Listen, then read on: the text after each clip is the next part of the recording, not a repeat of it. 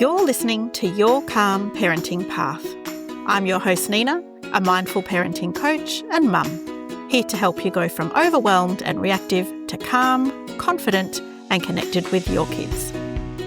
This show is for parents who want to raise their children with more patience, less stress and a whole lot more joy.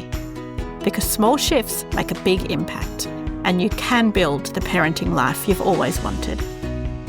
If you want to see what I'm up to, follow me on Instagram at Mindful Parenting Lifestyle, and don't forget to hit follow or subscribe so you never miss an episode. Let's get started. Hello, and welcome back to Your Calm Parenting Path. If you're new here, welcome. This is a space for real, honest conversations about parenting. There's no judgment, no perfect parenting ideals, just what's actually going on and what actually helps. Have there been afternoons in your house where you've turned the TV on just to buy yourself a little breathing room? The kids settle, the house goes quiet, and for a moment you feel like you might actually get through the afternoon in one piece. And then you have to turn it off. And in about 30 seconds, everything unravels. The tears, the bargaining, the just one more episode that turns into a negotiation that you were not remotely prepared to have. If that sounds familiar, you are not alone, and I get it. Today we're talking about what's actually happening when kids fall apart after screens go off, and more importantly, what we can do to make those transitions a whole lot smoother. But before we get into the why and the how, I want to say something first. It's really important. Using screens is not a parenting failure. It's not something to feel guilty about. Screens are a tool, and most of us use them because we're human and we are tired, and sometimes we genuinely need a moment to ourselves. The meltdown that follows when the screen goes off isn't because we did something wrong. It's not because our child is badly behaved. And it's definitely not because we've somehow done lasting damage by letting them watch Bluey 3 times in a row. It's actually a very predictable response. And once we understand what's going on underneath it, it becomes a lot less frightening and a lot more manageable. So let's look into what's actually happening. When kids are watching a screen, whether it's a show, a game, a YouTube video, their brain is in a state of very high stimulation. There's constant colour, movement, sound, and novelty. Their brain's reward system is working hard and it feels genuinely good to them. But then we turn it off. Abruptly, all of that stops. And their brain, which remember is still very much developing, can't bridge that gap smoothly. The part of the brain responsible for managing emotions and impulses is still being built. So they're not choosing to make our afternoons difficult. They are genuinely struggling with the transition. A helpful way to think about it. Imagine you're in the middle of a really engaging conversation with a friend, totally absorbed, and someone just pulls you out of the room mid-sentence. No warning, no wind down, just stop. You'd probably feel a bit disorientated too, and a bit cross. For young kids, that's what it actually feels like. And the younger they are, the harder it is to manage. One thing worth mentioning here is that some children's brains are more sensitive to this kind of stimulation. They go higher into it and they come down harder. That's not about discipline or anything wrong with them. It's just how their nervous system's wired. And if that's your child, they may need a bit more support through these transitions, and that's okay. So knowing all of that, why do we still find ourselves getting it wrong in the moment? Because understanding something and actually being able to do it when you're tired and depleted are two very different things. And most of us fall into one of two patterns, and I've done all of them, so there's no judgment here. Sometimes we give the screen back because it's the end of the day and we just don't have the capacity for this right now. That works in the short term until next time when the transition is even harder because their brain has started to learn that melting down brings the screens back. Sometimes we get firm and frustrated, which makes complete sense when you've had a long day, and their reaction feels completely disproportionate to what just happened. But when we come in reactive and depleted, we tend to add to the dysregulation rather than settle it, which can make the whole thing escalate rather than wind down. And sometimes we just turn the screen off with no warning and then feel blindsided by what follows. Now, none of this makes us bad parents. It means we're tired people who didn't have a strategy in the moment. So let's talk about what actually makes a difference. Here are 4 things, and none of them require a perfect parenting day. Number 1, give transition warnings and be specific. A 5-minute warning, then a 2-minute warning, then a 1 minute helps the brain start to prepare. But the part that really matters is being specific rather than vague. So instead of 5 more minutes, try after this episode finishes, we're turning it off. Or 2 more minutes and then we're going to get the bath ready together. That specificity gives kids something concrete to hold on to rather than just a countdown that can feel arbitrary. Number 2, use movement as a bridge. Before the screen goes off, invite your child to do something physical, something that helps them shift their energy. Jump 10 times, run to the kitchen and back. Come give me a big hug first. These little movements genuinely help the body shift out of that high stimulation state and back into the room with you. A lot of families find this one really changes how the transition goes. Number 3, connect before you redirect. Once the screen is off, it can be tempting to immediately move to the next instruction. Go wash your hands, come for dinner, put your shoes on. But their nervous system is still settling. If we give them 30 seconds first, crouch down, make eye contact, a hand on the shoulder, we're letting them land back in the room with us before we ask anything of them. It sounds small, but it can change the whole texture of what follows.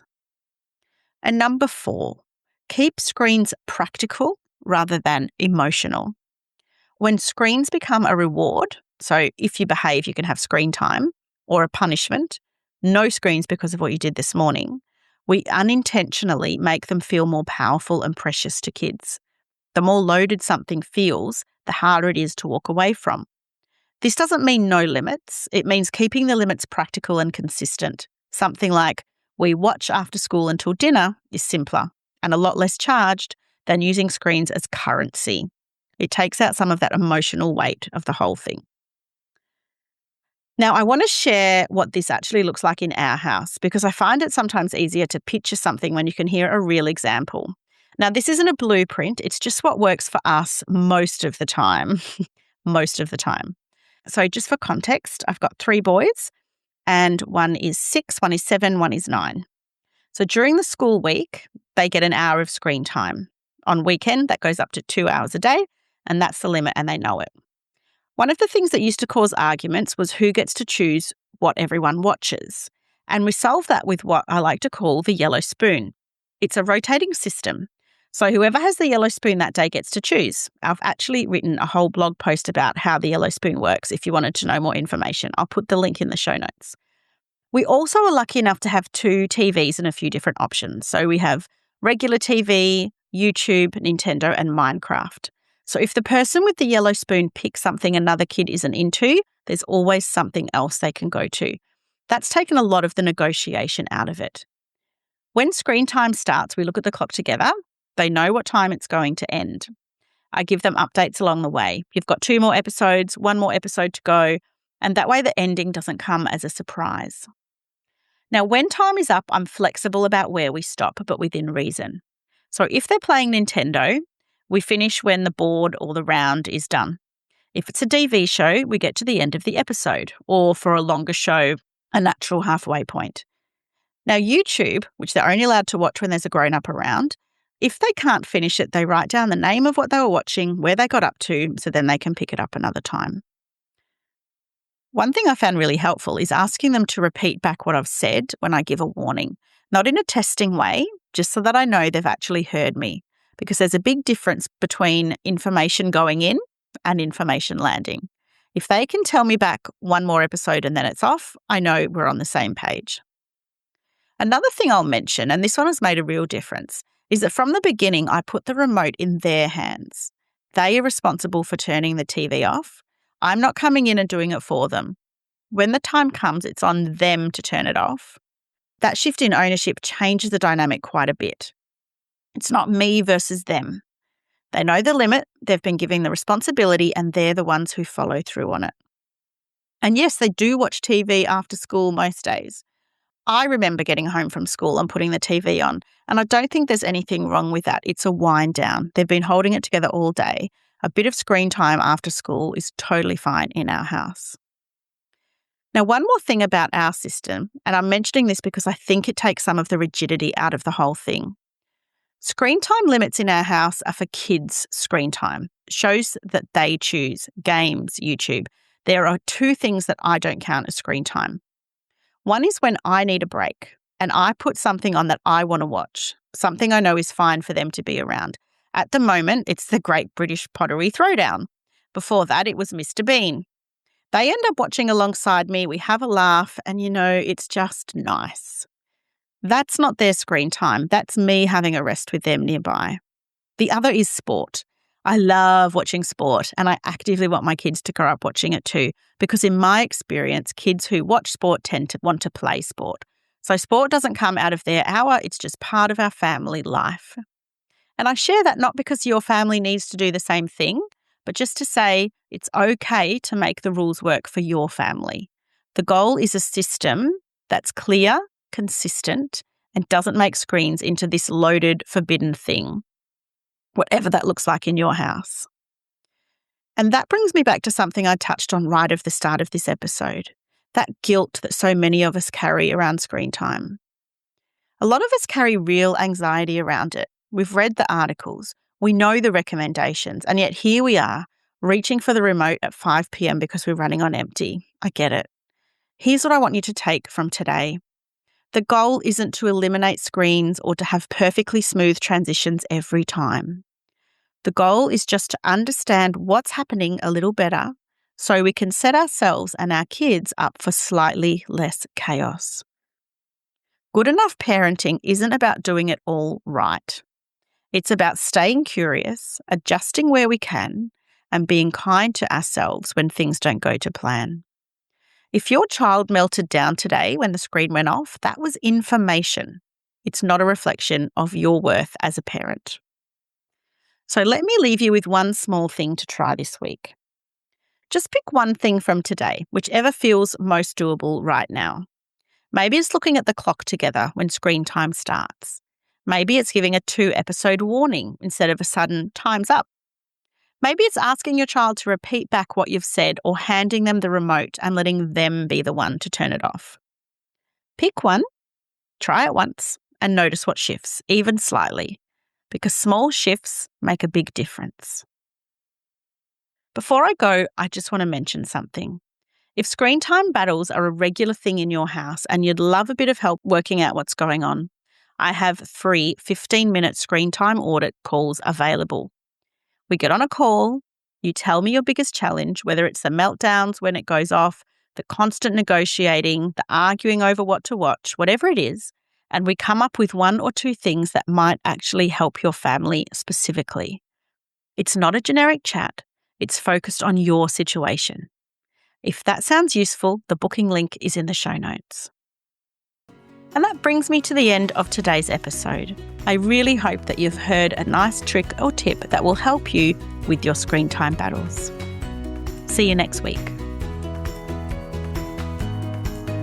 Thanks for listening to Your Calm Parenting Path.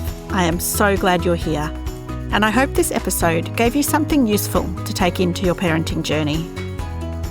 If you'd like to dive deeper, sign up to my mailing list at mindfulparentinglifestyle.com.au for more tips and insights, or book a free chat to learn how we can work together. And don't forget to hit follow or subscribe so you never miss an episode. I look forward to speaking with you next time on Your Calm Parenting Path.